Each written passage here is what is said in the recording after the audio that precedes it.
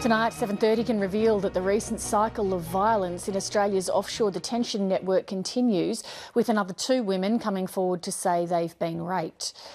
The pair of refugees now lives freely in Nauru after Australia refused to accept them. 7:30 has obtained a chilling recording made in the moments after one of the attacks. These 2 women are just the latest victims of sexual assault on Nauru, and their cases have prompted another former centre worker to risk prosecution in order to reveal what she witnessed on the island. Hayden Cooper reports, and a warning, this story contains distressing material. Hello? Yeah. This is the police. Where? Yeah, where are you? Where are you? Outside the PC3? No, It's the middle of the night and this 26-year-old Somali woman is lost and distraught. Can you see the police car, yeah? I can't see. I'm inside in the rock. Inside the rock? Yeah. She had just reported being raped by 2 Nauruan men. This is the moment that police came to find her. Please, this man is come back. Najma, as we'll call her, feared that the police would not believe her. So she filmed with one phone while calling for help with the other. I listen South ambulance, please help me.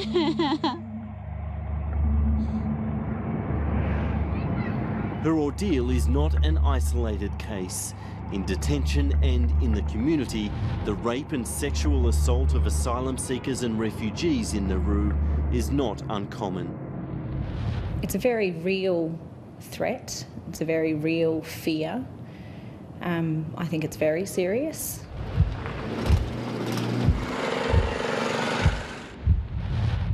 It's becoming clear that Nauru, both inside the detention centre and outside of it, is not a safe place for women and not a safe place for children. This is where refugees are settled in Nauru outside detention, the Nibok and Iwa camps. Najma lives here. She filmed the place for 7:30. waatana meesha ma arkaysaa meesha ay dawladda Australia na keentay oo maxay heedeen ugu hays halkan waaye. Although deemed a refugee, she's been told she'll stay on Nauru unless another country will take her. waxaad gudubtay anigoo gabar Soomaaliyeed u soo doontay nabadgelyo iyo amaan safety kuma ihi meesha nabadgelyana kuma haysto.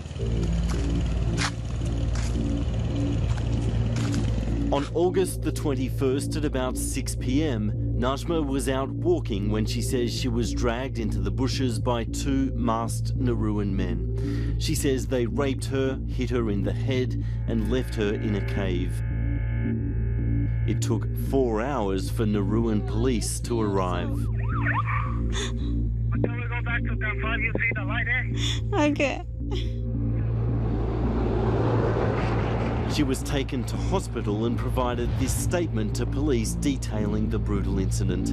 She says she's heard nothing since.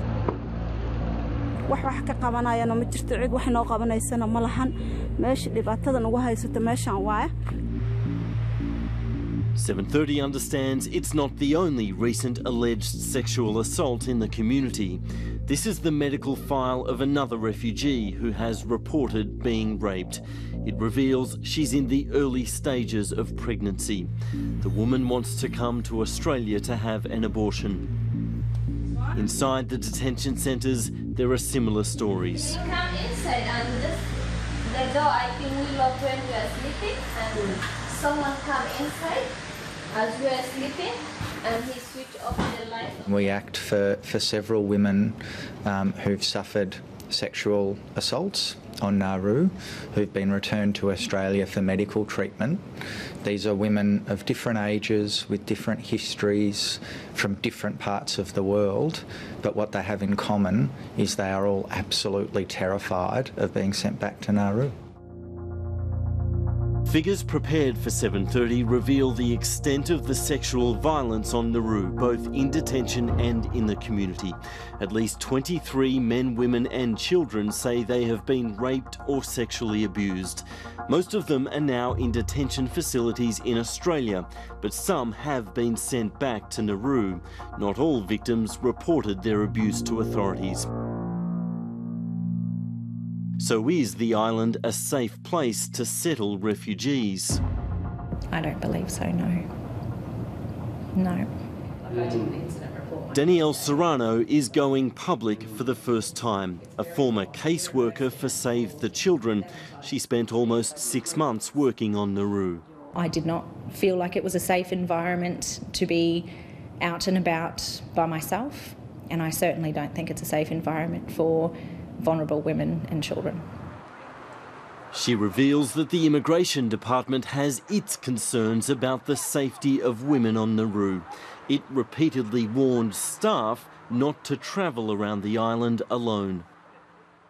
It tells me that immigration are aware, that they're aware that the environment is not safe. That made me quite frustrated to be thinking, how come you care about my safety and our safety as staff and as women, yet this is on the island that you want to release women and children into. Defying the Border Force Act and risking jail for speaking out, Danielle Serrano says she was aware of threats of rape directed at refugees while they were still in detention.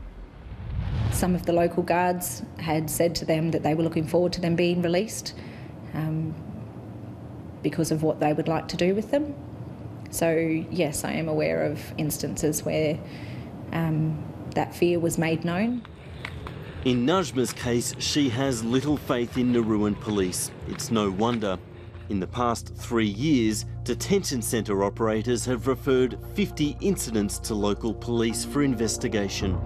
Just 2 convictions have been secured. 7:30 put several questions to the Nauruan police superintendent about rape and sexual assault on the island, but we received a reply from the country's Australian PR agent.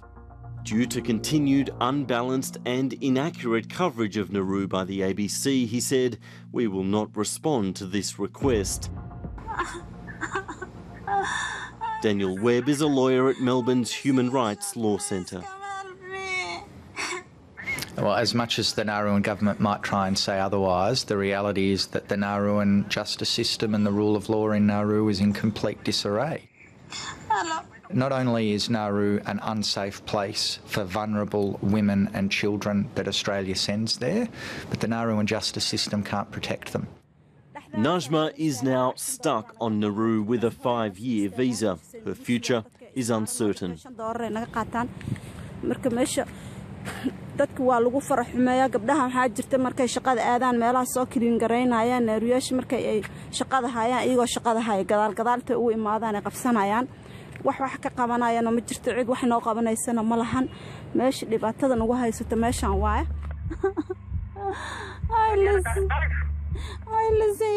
please come help me. Her harrowing recording is just the latest evidence of the trauma on Nauru, a place where journalists are effectively barred, and those who've worked there risk jail in Australia by talking about what they saw. Professionally and ethically, I can't know this and not say something. Every Australian needs to know that this is what our votes have gone for, and this is what our taxpayer dollars allow. Are we okay with that?